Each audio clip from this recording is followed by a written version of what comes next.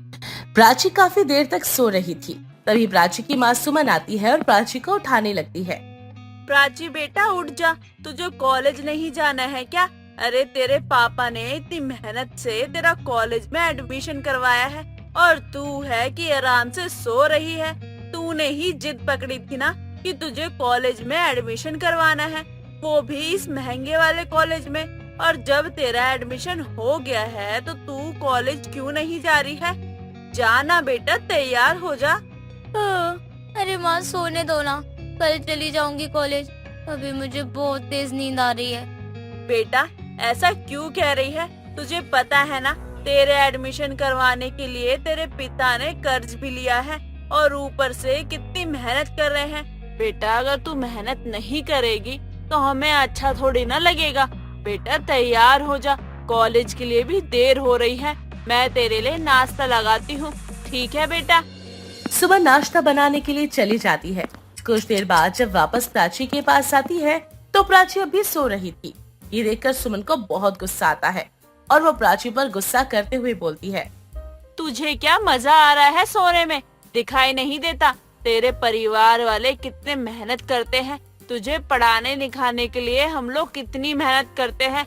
हम लोग पढ़े लिखे नहीं हैं, अनपढ़ है, लेकिन हम यही चाहते हैं कि हमारी बेटी पढ़ लिख जाए और हमारी बेटी को तो सोने से फुर्सत ही नहीं है। अरे कब तक तू आलसी बनी रहेगी? अगर ऐसे ही रहेगी ना तो देख ले, तेरा कुछ होने वाला नहीं है। इंसान को या फिर उसकी मेहनत आगे बढ़ाती है या फिर किस्मत। हम लोगों की किस्मत नहीं, हमारी बस मेहनत है और तुझे भी मेहनत करनी चाहिए। मेहनत करने में कोई बुराई नहीं है। माँ कितना लेक्चर देती हो आप। अरे जब मुझे जाना ही नहीं है आज कॉलेज, मन ही नहीं है, तो आप मुझे इतना क्यों फोर्स कर रही हो? और माँ जब मेरा मन करेगा ना मैं तभी कॉलेज जाऊंगी। आपके बोलने से कुछ भी नहीं होने वाला है। वैसे भी आपको क्या ही पता कि कॉलेज में क्या होता है और क्या नहीं। इसलिए आप अपना मुंह बंद करिए और यहाँ से जाइए, अपना काम करिए। बड़ी आई मुझे लेक्चर देने वाली, मैं आलसी हूँ। अरे मेरी मर्जी, आपका क्या मतलब है? मेरे लिए मेरे पापा कर तो रहे हैं ना मेहनत, तो मुझे मेहनत करने की कोई जरूरत नहीं है। और ये बात आप अपने दिमाग में डाल लीजिए। अपनी बेटी की बातें सुनकर सुमन वहाँ से चली जाती है। सुमन को बहुत ज्यादा बुरा लगता है, लेकिन वो कुछ नहीं कर पाती क्योंकि प्राची काफी जिद्दी और आलसी थी और वो बस मन का ही किया करती, कभी किसी की बात नहीं सुनती और ना ही किसी की बात मानती। ऐसे ही कई दिन निकल जाते हैं। कुछ दिनों बाद प्राची आराम से बैठी थी, तभी प्राची की दोस्त वेदिका आती है और प्राची से बोलती है, अरे यार मैं तेरा कब से वेट कर रही थी और तूने बोला था ना कि तू आएगी टाइम से, लेकिन तू आई नहीं। तभी मैं तेरे घर ही आ गई सीधा। यार मैं सो गई थी तो मेरा मन ही नहीं हुआ आने को, और तू आ गई तो इसमें कौन सी बड़ी बात है? और वैसे भी हम दोनों का काम तो बराबर ही है ना। चल तू अब ये बता कि मुझे असाइनमेंट में क्या बनाना है। कोई बढ़िया सा आइडिया दे। देख फालतू का कोई आइडिया मत दियो मुझे। अरे ये क्या बदतमीजी है, तू खुद आई नहीं है और मैं तेरे घर आई हूँ तेरे को बुलाने। तू कह रही कि तेरे को आलस आ रहा है असाइनमेंट देने में। असाइनमेंट ना दोनों का है, ना कि मेरा कि मैं ही दूं।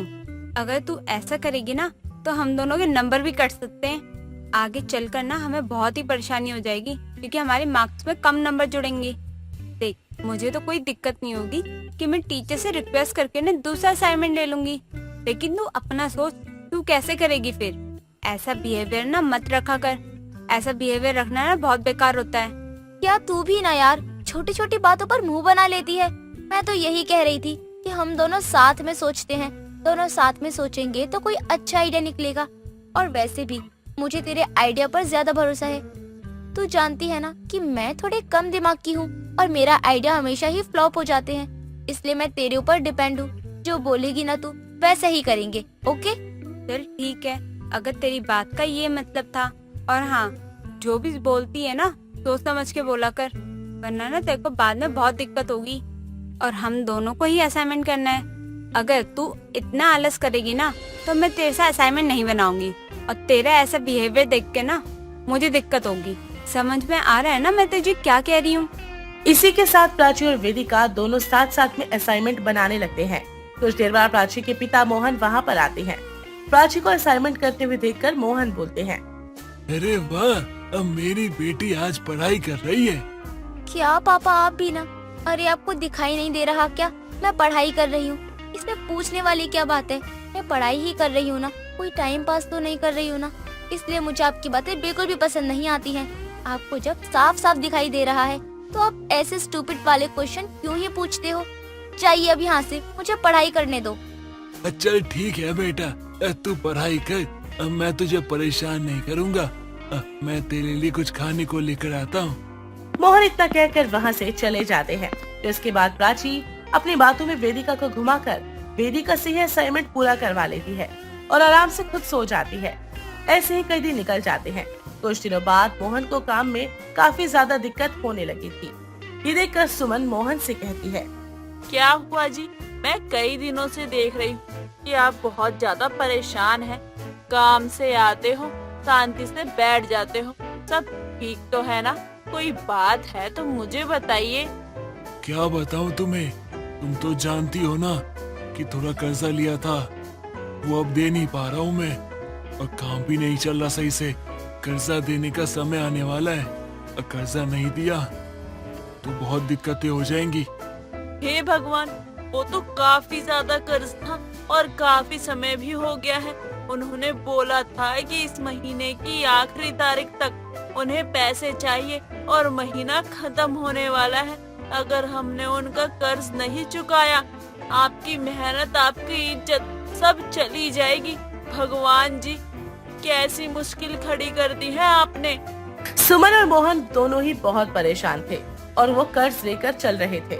इन सब बातों से प्राची बिल्कुल अनजान थी और अपनी जिंदगी में ऐसे ही मग्न थी। ऐसे ही कई दिनों तक चलता रहा। एक दिन प्राची अपने कमरे में फोन चला रही थी, तभी उसे घर के बाहर कुछ लोगों की आवाज आती है।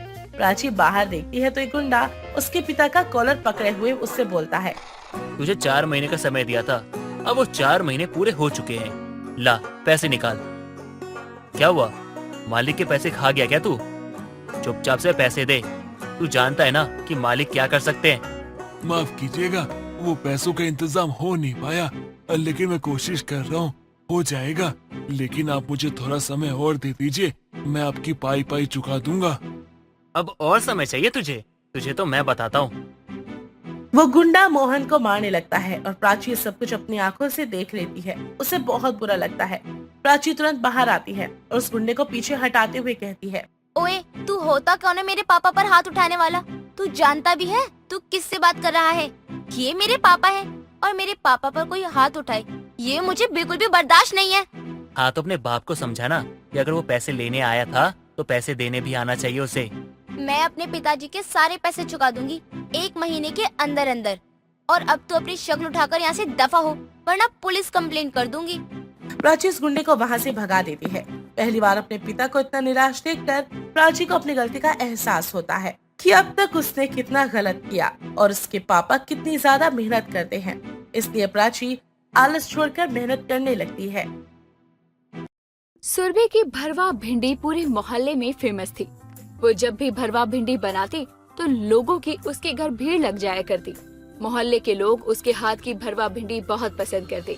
एक दिन उसकी सास अंजनी मार्केट से सब्जियां लेकर आती है तो देखती है कि उसकी पड़ोसन शांति कुछ औरतों के साथ उसके घर में बैठी हुई थी। तुम सब यहाँ क्या कर रही हो? मैंने अपने घर में कोई दावत नहीं रखी है। तू रख भी नहीं सकती अंजनी। तेरी जैसी कंजूस औरत किसी को एक गिलास पानी भी ना दे, अपने घर बुलाकर खाना खिलाना तो दूर की बात है। मेरे ही घर में बैठ के मेरी ही बेइज्जती कर रही हो तुम। निकल जाओ मेरे घर से अभी के अभी। तेरे घर आया ही कौन है? हम तो तेरे बुलाने पर भी ना आए, बिना बुलाए आना तो बहुत दूर की बात है। तो फिर किसके बुलाने से आई हो? हम यहाँ तेरी बहू के बुलाने पर आए हैं, उसी ने हमें यहाँ बुलाया था। वो कौन होती है तुम लोगों को बुलाने वाली? उसे तो मैं अभी बताती हूँ। अंजनी गुस्से में अपनी बहू को आवाज लगाकर बुलाती है और उसके आने पर उसे सुनाते हुए बोलती है, मैंने यहाँ कोई धर्मशाला खोली है क्या जो तूने इन सबको दावत पर बुलाया है? जी नहीं माँ जी, ऐसी कोई बात नहीं है। वो तो मैंने आज भरमा भिंडी बनाई थी जो कि पड़ोस की आंटियों को बहुत पसंद है, इसलिए मैंने इन सबको बुला लिया। इस घर की मालकिन मैं हूँ या तू? ऐसा करने से पहले तूने मुझसे एक बार भी पूछा? माँ जी, मैं पड़ोस की आंटियों को भड़वा भिंडी खिलाने के लिए बुला रही हूँ, बुलाऊं या ना बुलाऊं? ये तेरा फर्ज बनता है या नहीं? माँ जी, अचानक से प्लान बना मेरा भरमा भिंडी बनाने का। तब तक आप मार्केट जा चुकी थी, इसीलिए नहीं पूछ पाई। और ये घर मेरा भी तो है ना, या नहीं है? बहू, तेरी सास जिस तरह से तुझसे सवाल जवाब कर रही है ना, उसे देखकर तो मुझे नहीं लग रहा कि ये घर तेरा भी है। तेरी सास तुझे सिर्फ इस घर की नौकरानी समझती है, तभी तो बोल रही है कि तू हर काम उससे पूछ कर किया कर। तुम सबको मेरी और मेरी बहू के बीच में आग लगाने की जरूरत नहीं है, क्योंकि इसका हम पर कोई असर नहीं होने वाला। सही बोला ना बहू? जी माँ जी, आपने सही बोला। मुझे माफ करिए। आगे से मैं जो भी करूँगी आपसे पूछ कर ही करूँगी।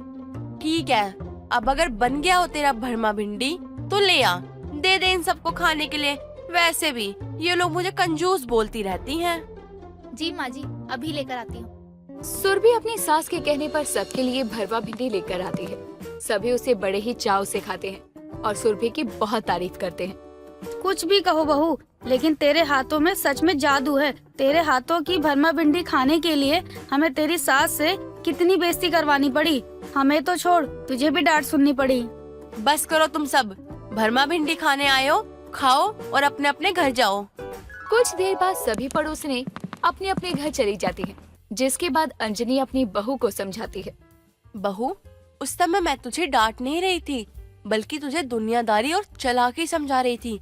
ये गांव नहीं है, बल्कि शहर है। यहाँ हर चीज पैसे से मिलती है और ये दुनिया सीधे लोगों का फायदा उठाने के लिए हमेशा बैठी रहती है। आप सही कह रही हैं। मैं आगे से ध्यान रखूंगी कि आपको शिकायत का कोई मौका ना दे। मैं जानती हूँ बहू, तू मुझे कोई शिकायत का मौका नहीं देगी, क्योंकि तू तो सर्वगुण संपन्न है ना। क्या बातें हो रही हैं सास बहू में? कुछ खास नहीं है अजय जी, वो माँ जी मुझे दुनियादारी के बारे में बता रही थी। ये तो बहुत अच्छी बात है। आज तुमने भरमा भिंडी बनाई है क्या? हाँ जी, आज मैंने भरमा भिंडी बनाई है, लेकिन आपको कैसे पता? ये तो तुमने बहुत अच्छा काम किया है। मैं तुम्हें बोलने ही वाला था कि मेरा बहुत दिनों से भरमा भिंडी खाने का मन कर रहा है, बना दो। भरमा भिंडी के चक्कर में तू अपने दोस्त को भूल गया, कम से कम भाभी से तो मिलवा। अरे हाँ सॉरी, वो मैं भरमा भिंडी के बारे में सुनकर खुश हो गया था, उसी खुशी में भूल गया। ये भरमा भिंडी की इतनी चर्चा क्यों हो रही है? भाई एक बार तू मेरी पत्नी के हाथों की भरमा भिंडी खा लेगा ना, तो रोज आने लगेगा खाने के लिए। भाई मुझे तो भिंडी नहीं पसंद है, तो ये भरमा भिंडी क्या खाऊंगा। मुझे इतना विश्वास है कि अगर तू एक बार भरमा भिंडी खा लेगा तो दोबारा जरूर मांगेगा। अच्छा, अगर ऐसी बात है तो एक बार खा के देख ही लेता हूँ। आप लोग हाथ मुंह धो लीजिए, मैं खाना लेकर आती हूँ। सुरभि इतना कहकर रसोई में जाती है और भरवा भिंडी लेकर आती है, जिसके बाद अजय और अमित एक साथ बैठकर खाना खाते हैं। अमित को भरवा भिंडी बहुत पसंद आती है और वो जैसे ही दोबारा से भरवा भिंडी मांगता है, तभी अजय मुस्कुराते हुए कहता है, भाई तुझे तो भिंडी पसंद ही नहीं थी, तो फिर आज कैसे खाने लगा? पता नहीं भाई, अच्छी लगी तो खा लिया, वरना सच में मैं भिंडी खाता ही नहीं हूँ। अरे अब बस कर, खाने दे उसे। कुछ देर बाद अमित खाना खा पी कर अपने घर चला जाता है। दिन बीतते हैं और अमित आए दिन अपनी पत्नी के साथ भरवा भिंडी खाने के लिए अजय के घर आया करता। एक दिन अमित की पत्नी रेनू सुरभि से कहती है, भाभी जी आप एक काम करिए, मुझे भी भरवा भिंडी बनाना सिखा दीजिए, वरना ये रोज ही यहाँ आते रहेंगे और आपको परेशान करते रहेंगे। हाँ हाँ क्यों नहीं, मैं आज ही आपको सिखा देती हूँ। इसको बनाने का तरीका बहुत आसान है। इनसे अच्छा तो कुछ हो ही नहीं सकता। अगर मैंने आपकी तरह भरवा भिंडी बनाना सीख लिया तो कम से कम अपने पति से अपनी तारीफ तो सुनने को मिलेगी। रेनू की बात सुनकर सुरभि हंसने लगती है और रेनू को अपने साथ रसोई में लेकर जाती है और उसे भरवा भिंडी बनाने का तरीका बताती है। रेनू भी बिल्कुल सुरभि की तरह ही भरवा भिंडी बनाना सीख जाती है। थोड़ी देर बाद वो अपने घर चली जाती है, जिसके बाद सुरभि अपनी सास के कमरे में जाती है। माँ जी, मुझे आपसे कुछ कहना था। हाँ बोल बहू, तुझे क्या कहना है? माँ जी, मैंने रेनू को सिखाने के लिए भरवा भिंडी बनाया था। अगर आप कहें तो शांति आंटी के घर दे आऊँ। बेचारी जब से आपने उन्हें सुनाया है वो हमारे घर भी नहीं आती और इस टाइम तो वो अकेली भी हैं। ठीक है बहू, दे आ, लेकिन रात हो गई है, बातों में मत लग जाइयो, घर जल्दी वापस आ जाइयो, अमित भी आने वाला है। जी माँ जी, मैं जल्दी आ जाऊँ। सुरभि एक प्लेट में भरवा भिंडी लेकर शांति के घर जाती है। उसके घर का दरवाजा खुला होता है। वो आवाज लगाते हुए उसके कमरे में जाती है तो देखती है कि दो लड़कों ने उसे कुर्सी से बांध रखा है। और उसकी अलमारी से सोने के गहने निकालकर एक बैग में पैक कर रहे होते हैं। कौन है आप लोग और आंटी जी को ऐसे क्यों बांध रखा है? अरे हम चोर है चोर। अगर शोर मचाने की कोशिश करी ना तो तुम दोनों को जान से मार देंगे। बहू तू यहाँ क्या करने आई है? बिना बात के तेरी जान भी आफत में पड़ गई। आंटी जी, मैं तो आपके लिए खाना लेकर आई थी, भरवा भिंडी और रोटी। सोचा आप अकेली हैं घर में तो आपको खाना दे आऊं। मुझे क्या पता था कि आपके घर में चोर हैं। बहू मुझे भी नहीं पता, मैं तो शाम को मंदिर गई थी और छत का दरवाजा बंद करना भूल गई। ये लोग छत से ही कूद कर आए होंगे। आपकी एक लापरवाही की वजह से आपकी जान मुसीबत में पड़ गई। तू मेरी जान की छोड़, तेरी जान भी मुसीबत में पड़ गई है। अब हम लोग क्या करेंगे ये सोच। अरे बंद करो तुम दोनों अपनी रामायण। अच्छा हुआ तू खाना लेकर आ गई, मुझे तो बहुत जोरों की भूख लगी थी। चोर जैसे ही खाना खाने चलता है तभी सुरभि उसे रोकते हुए बोलती है, आपको बिना हाथ धोए खाना नहीं खाना चाहिए। ऐसे खाने का भी अपमान होता है और आप भी बीमार पड़ सकते हैं। दोनों चोर सुरभि की बातों में आ जाते हैं और जब तक वो बाथरूम में हाथ धोने जाते हैं तब तक सुरभि उनके खाने में नींद की दवा मिला देती है और दोनों चोर वो खाना खाने के कुछ देर बाद बेहोश हो जाते हैं। और सुरभि जल्दी से अपने घर जाकर अपने पति, सास और बाकी पड़ोसियों को बुला लाती है और साथ ही पुलिस को भी फोन कर देती है। जब उनकी आंख खुलती है तो वो चारों तरफ से घिरे होते हैं। तभी पुलिस वाले उनकी जम के पिटाई करते हैं और अपने साथ लेकर चले जाते हैं। आज बहू की भरमा भिंडी के कारण मेरे घर में इतनी बड़ी चोरी होने से बच गई। अंजनी जी, आप बहुत किस्मत वाली हैं जो आपको इतनी अच्छी बहू मिली है। आपके तो भाग ही खुल गए। अपनी बहू की तारीफ सुनकर अंजनी की खुशी का ठिकाना नहीं होता। उस दिन के बाद से सभी सुरभि को भरवा भिंडी बनाने वाले के नाम से ही बुलाने लगते हैं। सुरभि की भरवा भिंडी पूरे मोहल्ले में फेमस थी।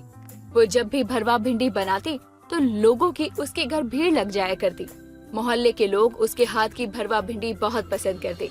एक दिन उसकी सास अंजनी मार्केट से सब्जियां लेकर आती है तो देखती है कि उसकी पड़ोसन शांति कुछ औरतों के साथ उसके घर में बैठी हुई थी।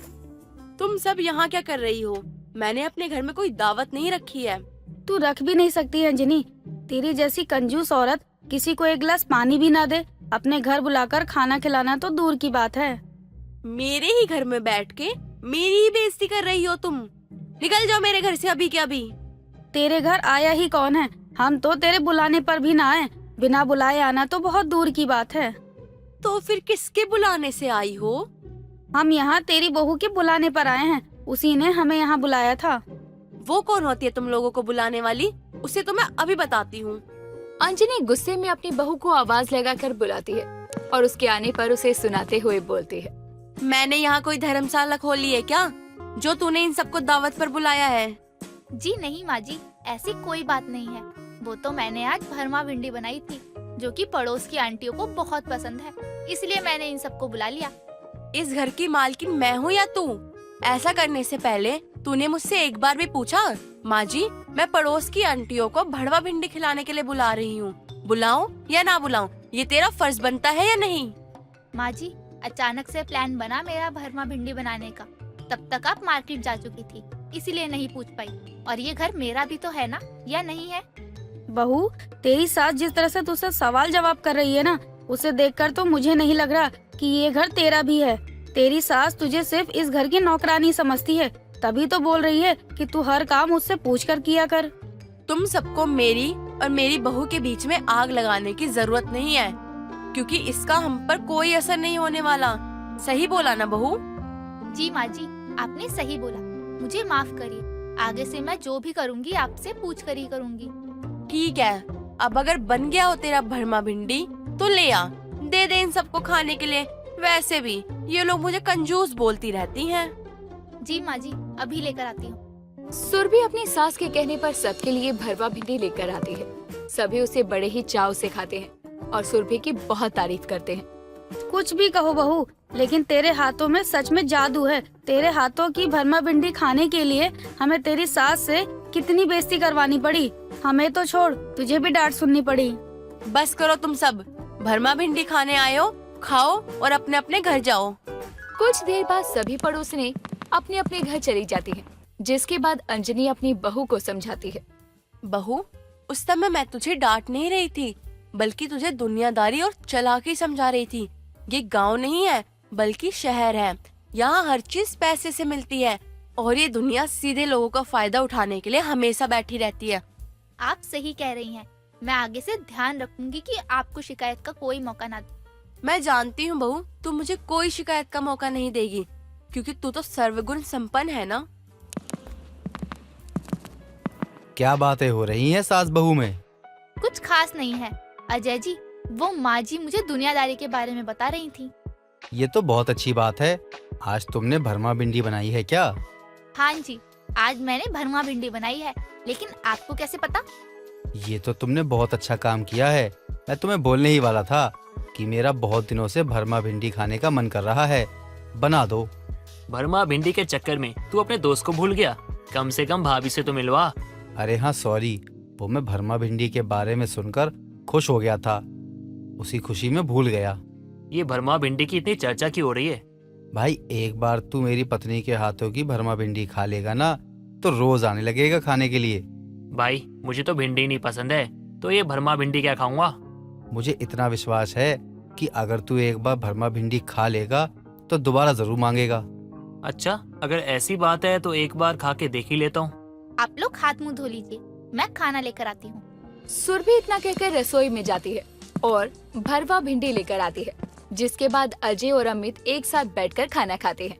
अमित को भरवा भिंडी बहुत पसंद आती है और वो जैसे ही दोबारा से भरवा भिंडी मांगता है, तभी अजय मुस्कुराते हुए कहता है, भाई तुझे तो भिंडी पसंद ही नहीं थी, तो फिर आज कैसे खाने लगा? पता नहीं भाई, अच्छी लगी तो खा लिया, वरना सच में मैं भिंडी खाता ही नहीं हूँ। अरे अब बस कर, खाने दे उसे। कुछ देर बाद अमित खाना खा पी कर अपने घर चला जाता है। दिन बीतते हैं और अमित आए दिन अपनी पत्नी के साथ भरवा भिंडी खाने के लिए अजय के घर आया करता। एक दिन अमित की पत्नी रेनू सुरभि से कहती है, भाभी जी आप एक काम करिए, मुझे भी भरवा भिंडी बनाना सिखा दीजिए, वरना ये रोज ही यहाँ आते रहेंगे और आपको परेशान करते रहेंगे। हाँ हाँ क्यों नहीं, मैं आज ही आपको सिखा देती हूँ। इसको बनाने का तरीका बहुत आसान है। इनसे अच्छा तो कुछ हो ही नहीं सकता। अगर मैंने आपकी तरह भरवा भिंडी बनाना सीख लिया तो कम से कम अपने पति से अपनी तारीफ तो सुनने को मिलेगी। रेनू की बात सुनकर सुरभि हंसने लगती है और रेनू को अपने साथ रसोई में लेकर जाती है और उसे भरवा भिंडी बनाने का तरीका बताती है। रेनू भी बिल्कुल सुरभि की तरह ही भरवा भिंडी बनाना सीख जाती है। थोड़ी देर बाद वो अपने घर चली जाती है, जिसके बाद सुरभि अपनी सास के कमरे में जाती है। माँ जी मुझे आपसे कुछ कहना था। हाँ बोल बहू, तुझे क्या कहना है? माँ जी मैंने रेनू को सिखाने के लिए भरवा भिंडी बनाया था। अगर आप कहें तो शांति आंटी के घर दे आऊं।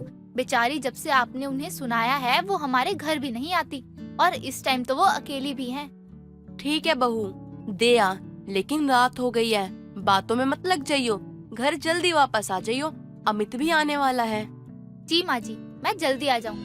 सुरभि एक प्लेट में भरवा भिंडी लेकर शांति के घर जाती है। उसके घर का दरवाजा खुला होता है।